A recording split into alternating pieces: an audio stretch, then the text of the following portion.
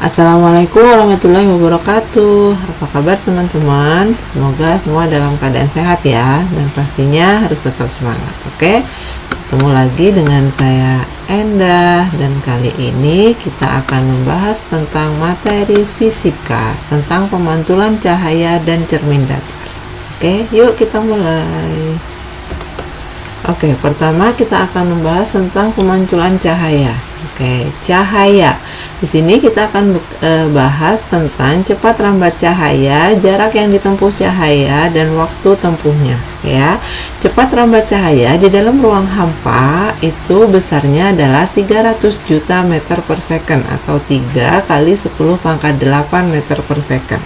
Oke, nah di mana persamaannya dapat dinyatakan sebagai berikut.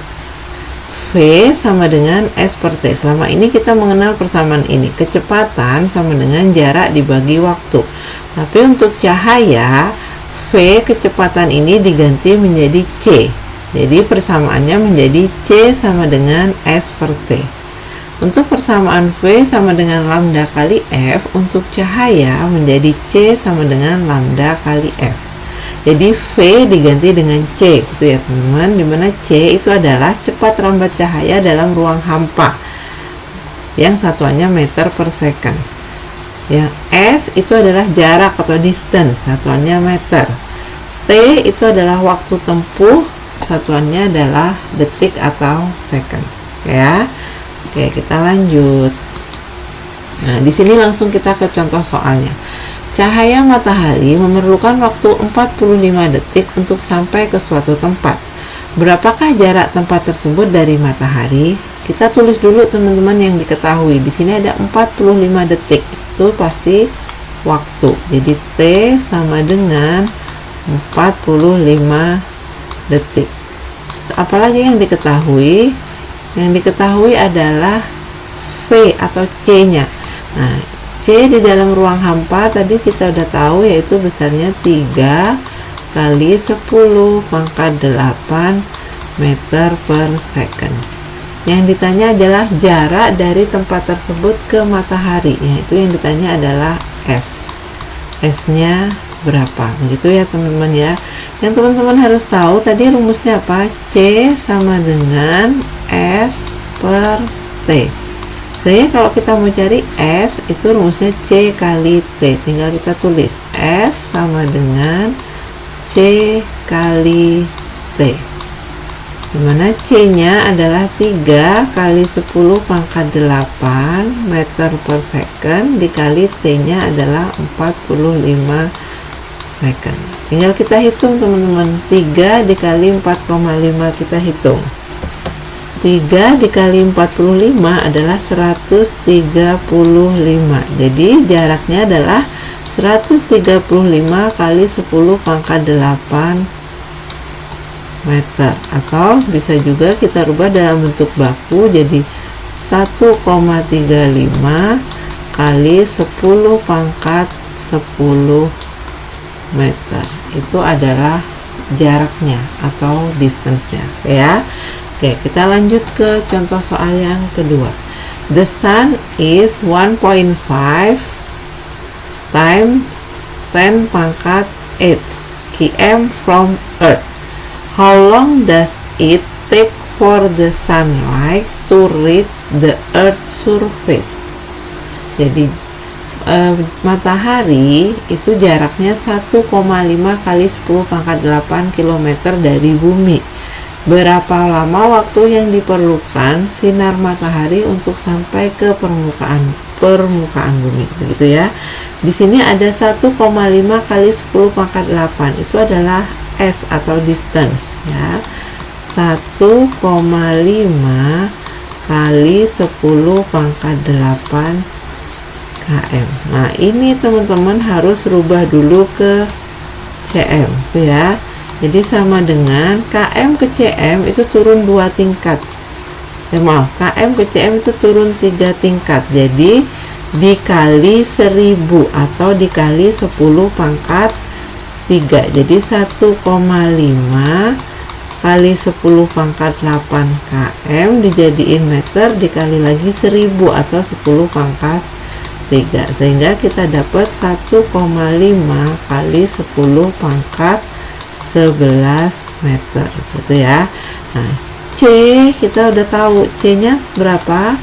3 kali 10 pangkat 8 meter. Yang ditanya adalah how long, berarti time-nya berapa begitu ya. Dari sini kan tadi sudah kita tulis C sama dengan S per T, berarti kalau cari T adalah S per V. Jadi T itu sama dengan S per V ya, dimana S nya kita sudah dapat 1,5 kali 10 pangkat 11 per V nya 3 kali 10 pangkat 8. Nah, terus kita hitung 1,5 dibagi 3 yaitu 0,5 dikali 10 pangkat 11. 10 pangkat 11 dibagi 10 pangkat 8, berarti pangkatnya tinggal dikurang, jadi 10 pangkat 3 gitu ya teman-teman. Jadi 11 dikurang 8, 3, berarti di sini hasilnya 10 pangkat 3. Atau kita geser komanya di sini 3 kali ke belakang, 1 2 3, berarti sini 0 sini 0, jadinya 500 second atau 500 detik begitu. Bisa ya teman-teman untuk pembelajaran cahaya kali ini. Oke, yuk kita selanjutnya masuk ke pembahasan berikutnya. Di sini kita akan membahas tentang pemantulan cahaya atau reflection of light. Di sini teman-teman yang harus teman-teman tahu terlebih dahulu adalah hukum pemantulan cahaya atau the law of reflection.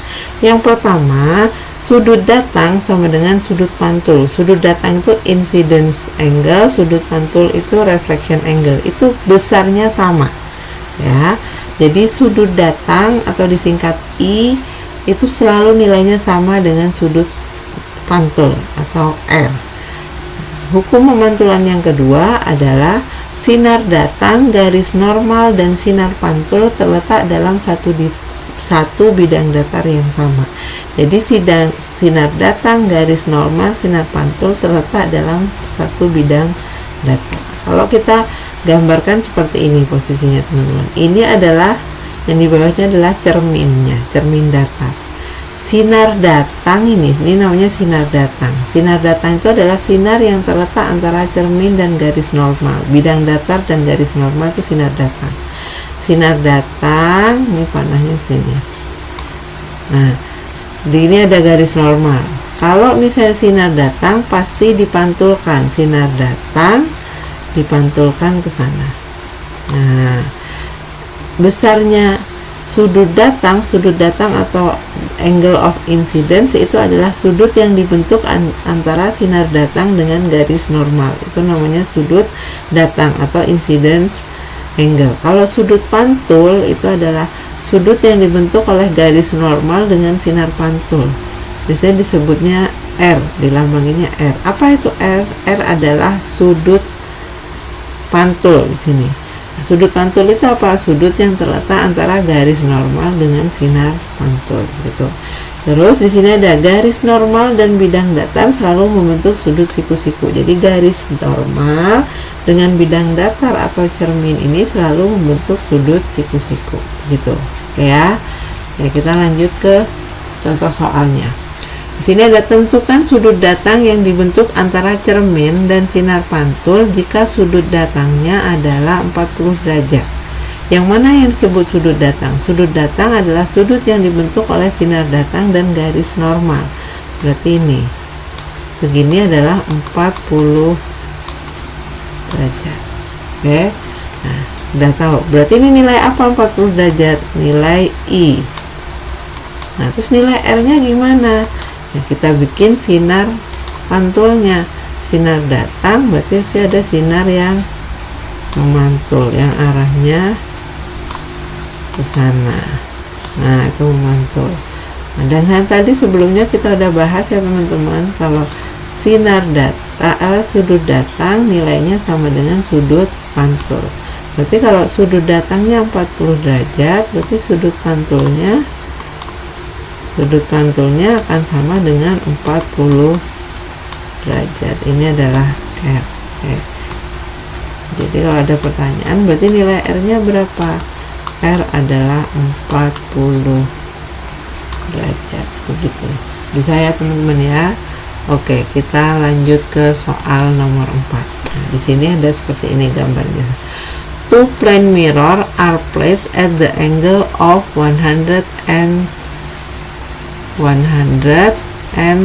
degree.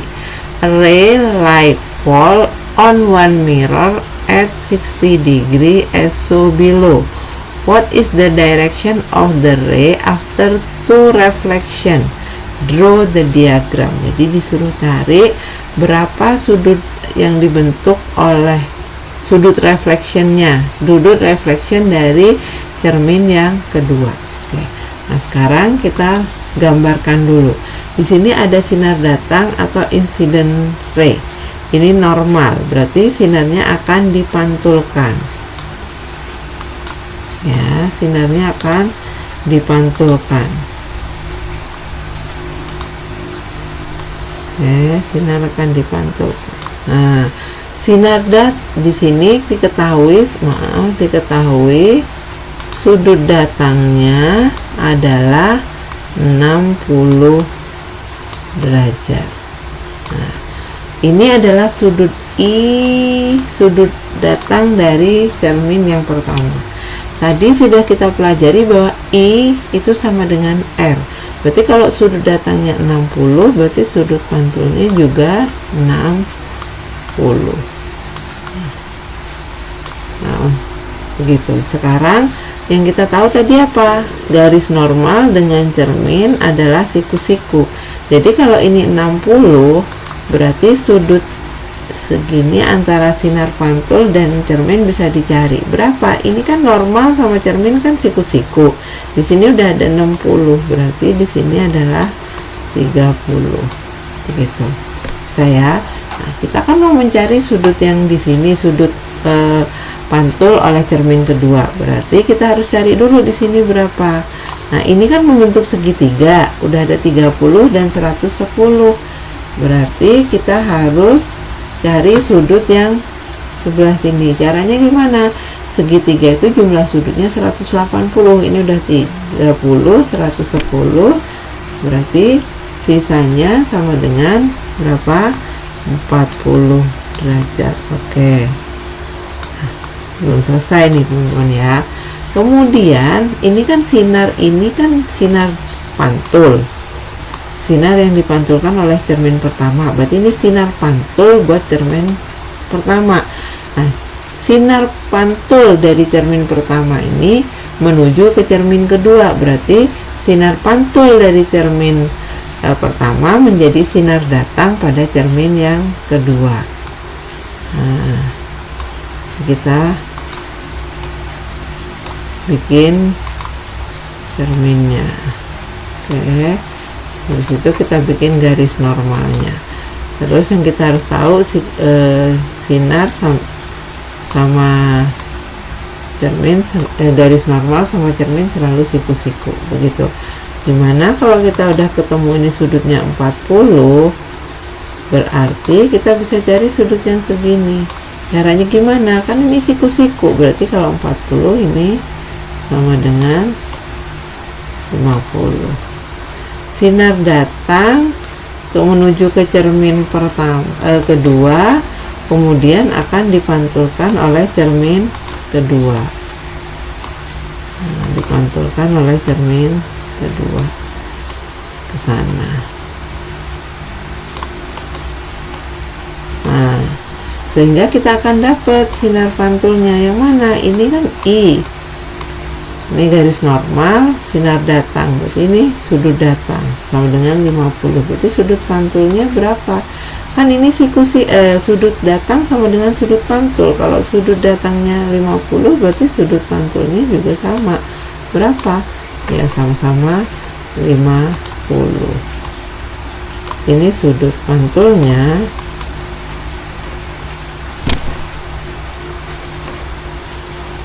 Sudut pantulnya adalah 50 derajat.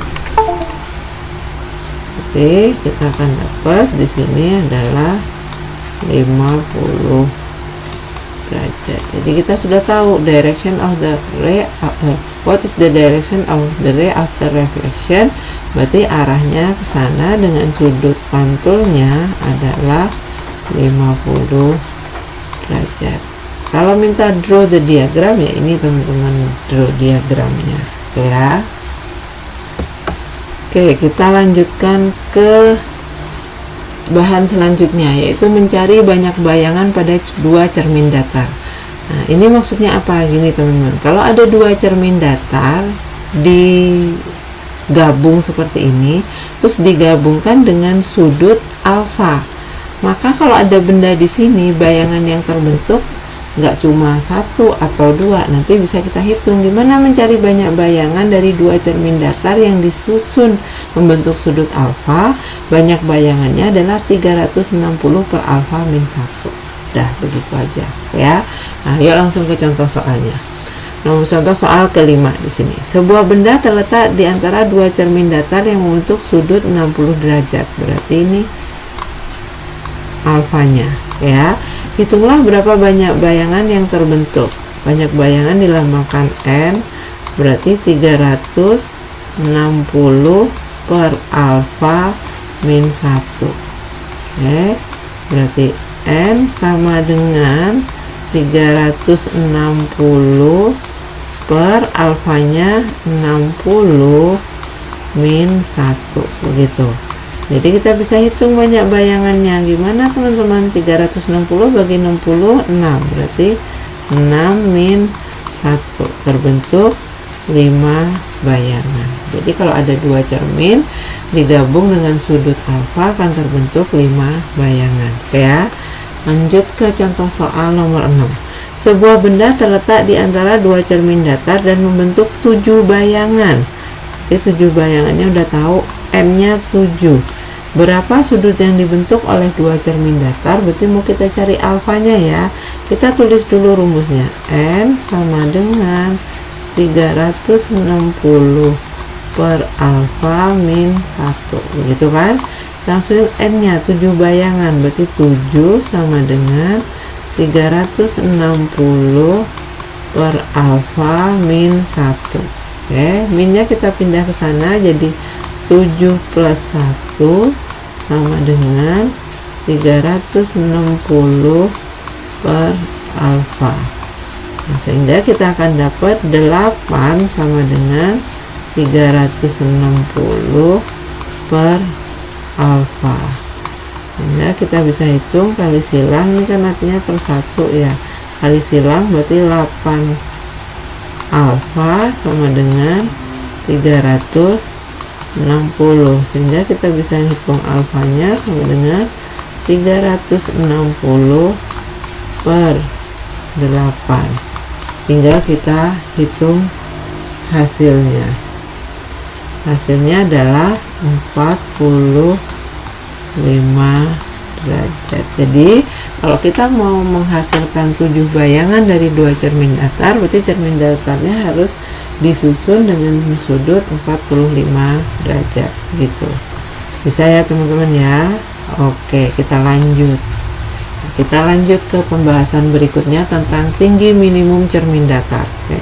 Tinggi minimum cermin datar adalah tinggi terkecil agar semua bagian atau objek benda dapat terlihat. Misal kita lagi ngaca, kalau kita pengen ngelihat dari ujung kepala sampai ujung kaki, berarti kita harus menyediakan cermin dengan tinggi minimum. Berapa tinggi minimum agar benda kelihatan, benda atau objeknya bisa kelihatan semuanya? H minimumnya adalah setengah dikali tinggi objek atau bendanya. Dimana artinya kalau kita mencari tinggi benda atau H benda sama dengan 2 kali H minimum dari cermin datar. Oke, contohnya seperti ini.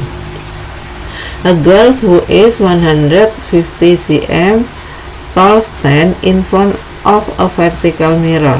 What is the shortest length of mirror that may be used in order for her to see a full length image? Di sini ada girls yang tingginya 150 cm, berarti H bendanya itu adalah 150 cm. Oke, berarti kita mau cari H minimum cerminnya agar saat dia bercermin semuanya bisa kelihatan. Tadi H minimum adalah setengah kali tinggi objek, berarti setengah dikali 150 cm, ini adalah 75 cm, begitu. Bisa ya teman-teman ya. Oke, kita lanjut ke pembahasan berikutnya. Nah, di sini adalah benda dan bayangan pada cermin datar. Yang harus teman-teman tahu, jarak benda atau distance of object atau biasa disebut SO adalah jarak cermin ke benda.